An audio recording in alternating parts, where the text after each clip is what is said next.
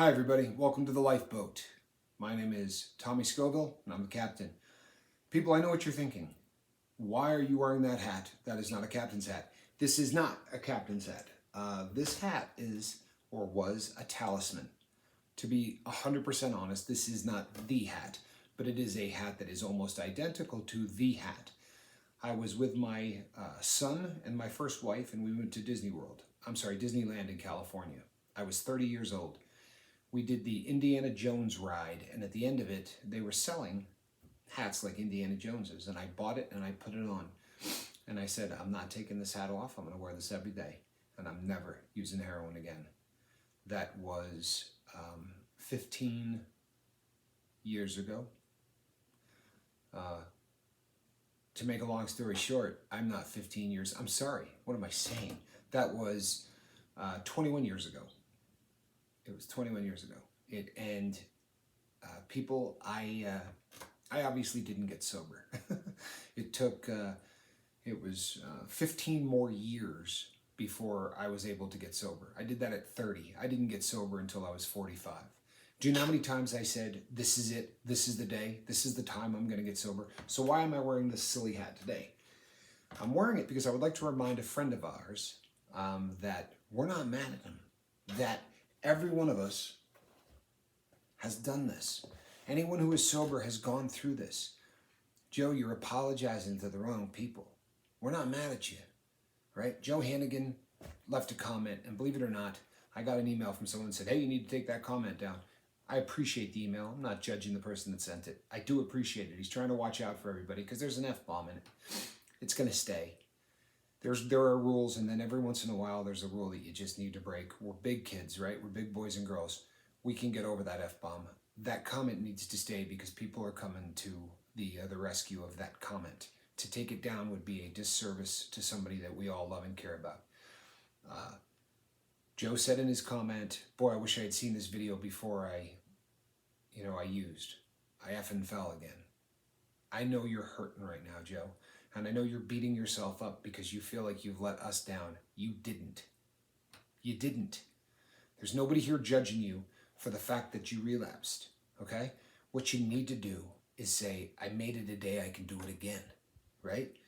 I know that you've, in the past, made it, a couple of weeks. You're going to do it again. You said this time, I'm going to dust myself off, and it's a new day. I'm starting right now. People, I have never heard Joe say that before. I've been following my brother, trying to get sober here for a while. And every time he would do a disappearing act. I'm not being mean, Joe.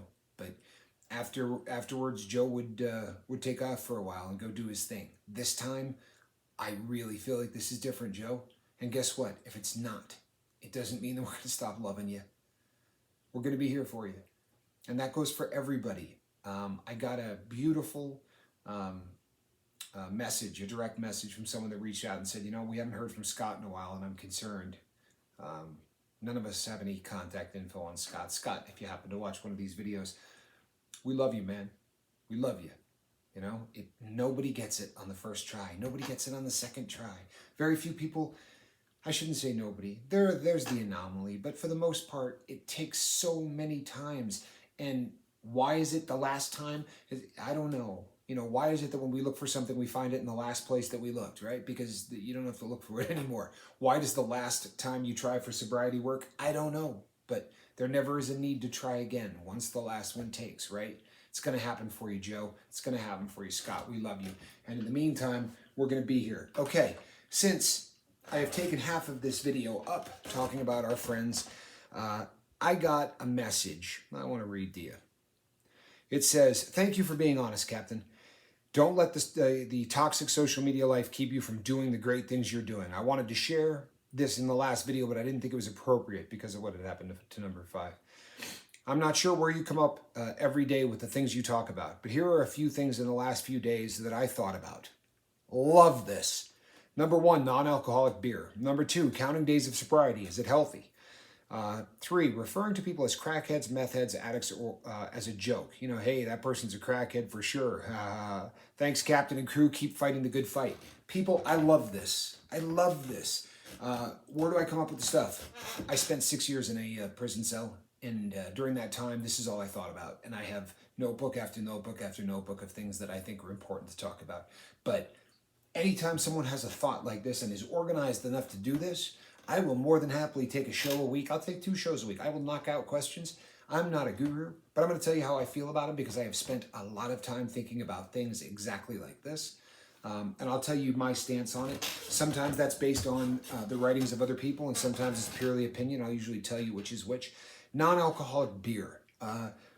Personally, I think it's a mistake. If you're an alcoholic, to start drinking a non-alcoholic beer, personally, I think it's a mistake. What happens is, in my opinion, you're going to start, you start conditioning yourself to the fact that I can do this. You know, what's the difference, right? I had 3 non-alcoholic beers. I didn't have to drink 6 more of them. I guarantee you I could become a social drinker. I think it's dangerous. I think it's poking the bear with a stick right through the cage. Eventually that bear is going to get out of the cage. That's my personal opinion. Also, I'm not a big fan of non-alcoholic beer. I have yet to taste one that actually tastes like real beer and or as good as real beer. And I think oftentimes what it's going to do is just, leave you wanting. And I don't know that that's such a great idea. I'm not telling you can't do it. And there are people, I'm sure, for whom that is a solution. I personally think it's a mistake. But that is me. And it doesn't stop with beer. They have non-alcoholic tequila now, believe it or not. They have non-alcoholic spirits for people that want to drink mixed drinks. I used to joke all the time and say, would you drink non-alcoholic tequila? Right? Apparently there are people who will. But I don't think it's a good idea. Number 2, counting days of sobriety. Is it healthy? You betcha it is. You absolutely bet it is. People, if you don't count days of sobriety in the beginning, I believe the mindset then is, until I got a year or whatever, it doesn't mean anything.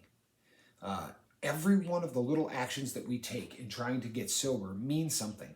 And when you say, well, I'm on day 1, you're celebrating the success of the fact that you got through the first day.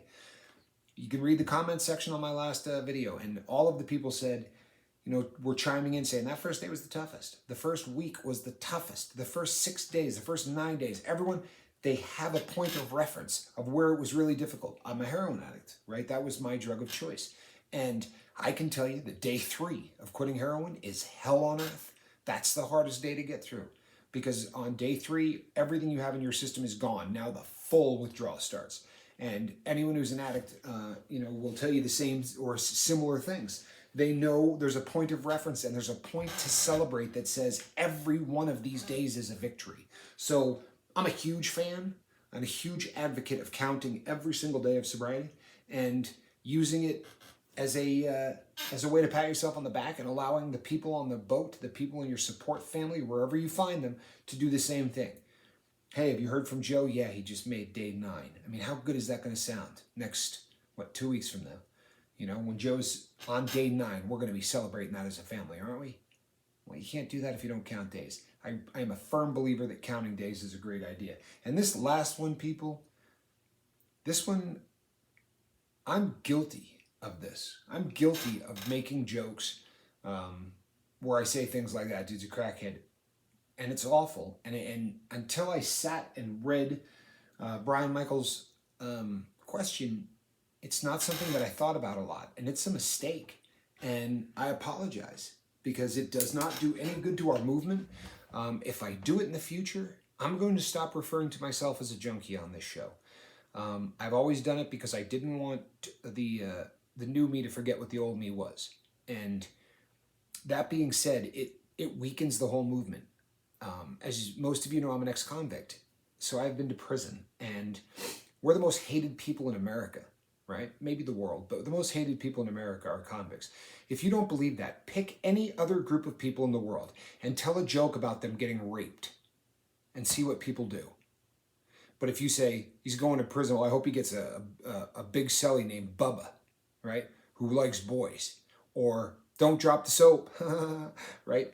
One joke after another about prison rape until you've heard a man screaming at 3 o'clock in the morning who's being sodomized by his cellmate. It's just not funny. There's nothing funny about someone getting raped. And it's accepted. You'll hear it on CNN. They'll make jokes. He's going to prison. Let's just hope he gets an amorous celly. It weakens the movement. And what it does is, for for convicts, what it does is it just makes us hated, and it makes hating us okay. And it makes grouping us into one group of people where, so a guy that just, got caught with some drugs is the same guy as the person who murdered someone, is the same guy as the person that molested a kid, right? And it lumps all of these people together, and that's a disservice. Well, on the addict level, what we're saying when we say the guy's a crackhead and we laugh about it, it weakens the movement. This month, people, is Sobriety Awareness Month. I need to rededicate myself to being more careful with the things that I say on this boat, because I shoot from the hip. I work without a net, and usually that's a really good thing. But this really made me think about things that I've said, and I apologize for mistakes, because that's exactly what they were. If I do it again, people, call me on it in the comment section. Hey, Captain, you did it again. I do not want to do that. I don't want to weaken this movement. I really don't. Addicts are people too, right? And drug addicted people matter. We are addicted to drugs. We have a disease, and I will not be using these terms again. Whether I do it in a laughing matter or whether I just say, if you happen to be a crackhead, those are horrible terms that weaken this movement. And Mr. Brian Michaels, the boat owes you one. I owe you one. I love this as a way for people to get questions answered, especially, if it's something that really sort of makes me think, then we're all going to be better out for it, because I have the ability to steer the boat better, always. And if I do, it's going to be because you people helped me do just that. So thank you, Brian, from the bottom of my heart. I love this. I would love to see it become a segment. People, if there's a question that you've said, boy, I hope Tommy gets to that at some point, write it down. For real, write it down, then I will address it. And if you could put 3 or 4 of them together like that, that's great. Give me the opportunity to make a video out of it. I love that. I really do. A more interactive boat is a great boat. It really is. So you have my word. No more of that. I'm going to stop doing that. I will probably put away the hat. This was a tribute to a brother of ours who's going through it. And we just want you to know that we were all there, Ro. We were all there. And I beat up on myself every single time I relapsed. It's a mistake. It doesn't do any good. Yeah, you can say, boy, I should have done better. If that's the learning experience in there, fantastic. Don't say I'm a loser. Any of the things that I've heard you say in the past, because words matter, bro. You're not a loser. You're a winner. You're a winner, and you are going to be a soldier for sobriety like few people on the planet, Joe. I cannot wait to see the lives that you touch, because you're a cat that if it's worth doing, it's worth overdoing. I've watched you. You did 7 days in a row with the Death Nut Challenge, right? You're not right, but you're one of us, and you're not right in the best of ways. Right? You are definitely all in everything you do. You are going to be a soldier for sobriety. And I cannot wait to see what you do on this boat. You're going to make it, Joe. I love you, my brother. Scott, the best days are ahead of you. Even if you're going through it right now, the best days are ahead of you. Please email me, my brother, please. I'm not going to bust your chops. I just want you to know I'm there for you. I'd like to give you some contact info. That's all. Over here, things are going to show up. Click on it. You can become part of this family. It's a good family. Over here, there are going to be some videos. Some of them will make you laugh. There are some that will probably make you cry. And there's one that's really going to make you laugh. Hopefully they all make you think. I will see you people tonight on the same boat at the same bat channel at about 5 o'clock. I am Captain Tommy Scoville, and this was The Lifeboat.